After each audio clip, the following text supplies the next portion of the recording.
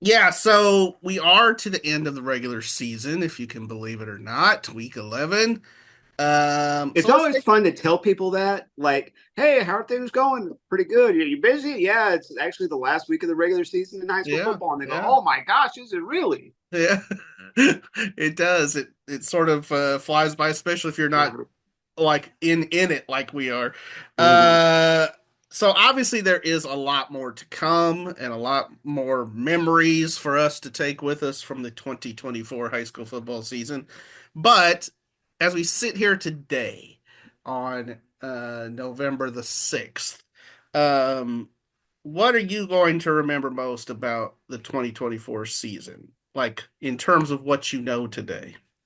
I'll let DJ go first because I have kind of a long answer to this Oh question. boy. Yeah. What do you Um, what do you think, DJ?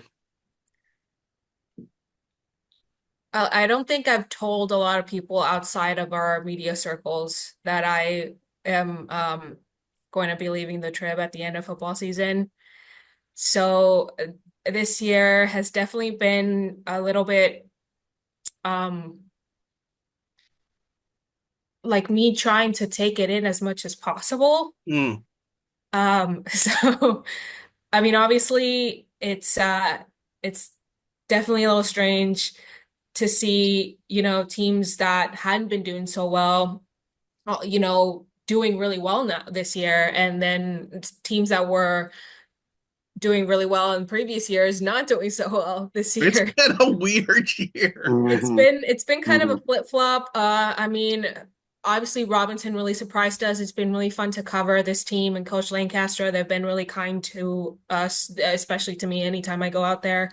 And I mean, university as well. It's been a little bit of an up and down season with them, a little bit disappointing not to see them be as put together as we kind of expected them to be, but they're still a really good team and they still have a really good chance. So I'm excited to see what they can do in the playoffs and hopefully getting, past that first round and that I get to cover them for a little bit longer.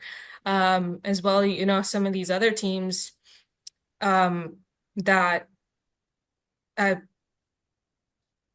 I've really enjoyed and I've getting to know those coaches and those kids and in those communities and so I feel like just overall just trying to not take this season for granted is the Hmm. thing that is I'm trying to remember the most. Nice, Well, you nice. got 7 more weeks of it, so Yeah. take Yeah. heed. Yeah. Still have time to get nostalgic in 7 weeks, but yeah, that's a great Mm-hmm. answer, honestly. And Robinson to me is one of the things certainly that I think is one of the stories of the season. Chad, what do you say? So out of the 11 weeks and 10 weeks so far, 5 of them I've covered either Mart or La Vega, right? Wow. And Okay.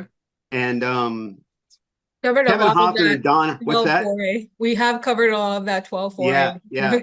Why not? Um, and Kevin Hoffman and Don Hyde are friends, and I don't know if they got together and decided on this, but neither one of them have been the least bit satisfied at any point of this season. And like I interviewed Kevin Hoffman the first game after they lost to Whitney, and he was like, "I tried to tell you we're not any good. Here they are Right. ranked number one, right?" Right. And it speaks to like kind of the driving nature, but it also reminds me. Do you guys remember the rat poison rant? Nick Saban's rat poison rant. I don't think so. Here, I'll play it. I'll play it for you. I'll Oh play my it for you. gosh, we're gonna this will be Rat terrible poison. audio on the All Are right, podcast. we gonna so get copyrighted I'm for asking this? them, are Not, you going to it's not. listen? It's just a YouTube All right, video. so Okay. I'm asking them, are you going to listen to me? Or are you going to listen to these guys about Wait a how minute. good you are?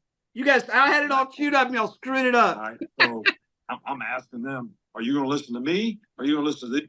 Right. Okay. So anyway, essentially, Nick Saban was asked a positive question about how his team played, and he was like, "Look, you guys are telling these guys how good they are all the time, and it's like poison. It's like rat poison." And he was like, "Are you guys going to listen to me? Or are you going to listen to all these people telling you how great they are?" Hmm. Right. The funny thing about that rat poison rant is, and you can look it up on YouTube. I encourage all the viewers to go watch it. The funny thing is, That was after a win over A&M, and I covered that game for the Sports Exchange when I used to work for them. And I was standing right next to the guy who asked the question about how great Alabama was, and then he sparked the rat poison rant. So that's like one of my claims to fame, even though you guys haven't heard of it. So whatever. But so that's the one thing, like the rat poison inspiration of Don Hyde and Kevin Hoffman and keeping their teams going. The other thing is also LaVega, Jabari Thornton, the touchdown catch that wasn't. He mosses the guy, and the ball pops up in the air, and he grabs it and catches it as he's falling down in the end zone. And I think they got a penalty for like an illegal man downfield or something on that play. Or actually, no, somebody lined up in just the wrong spot, so they got a procedure penalty. But yeah, that's my long answer to that question. Interesting stuff on both of your accounts. I like the Robinson one just because they certainly were a team. I think that I don't want to say they came out of nowhere because they did make the playoffs the year before, but to a certain extent, I mean, I know I did not expect this kind of a season out of the Rockets. On the flip side, and I think DJ hit on this some too, there are some teams that we're used to seeing winning that haven't done that this year. The Lorenas and Crawfords and China Springs of the world. It's been weird to see, this sort of cycle, them go into this, struggle this year. And then no question for me, like the game of the year that I saw was Midway Temple.